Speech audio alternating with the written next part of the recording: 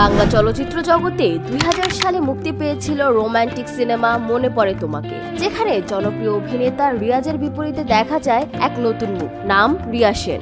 এটি ছিল মন্তাজুর রহমান আকবর পরিচালিত একটি অতি সাধারণ প্রেমের গল্প।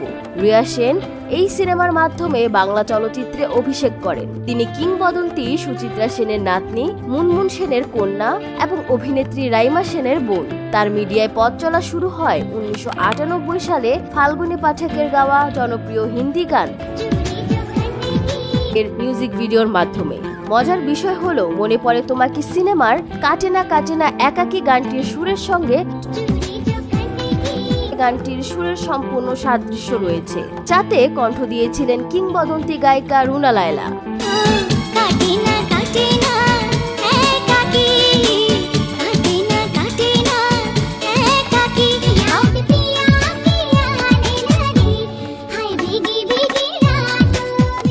বাংলা এই সিনেমাটির পর রিয়া বলিউডে নিজের ক্যারিয়ার গড়ার চেষ্টা করেন। তিনি স্টাইল এবং আপনা সাপনা মানি মানি এর মতো কয়েকটি আলোচিত সিনেমায় অভিনয় করলেও বড় কোনো সাফল্য পাননি। বর্তমানে রিয়া অভিনয় থেকে দূরে সরে যোগব্যায়াম প্রশিক্ষক হিসেবে নিজের পরিচিতি গড়ে তুলছেন বলে জানা যায়।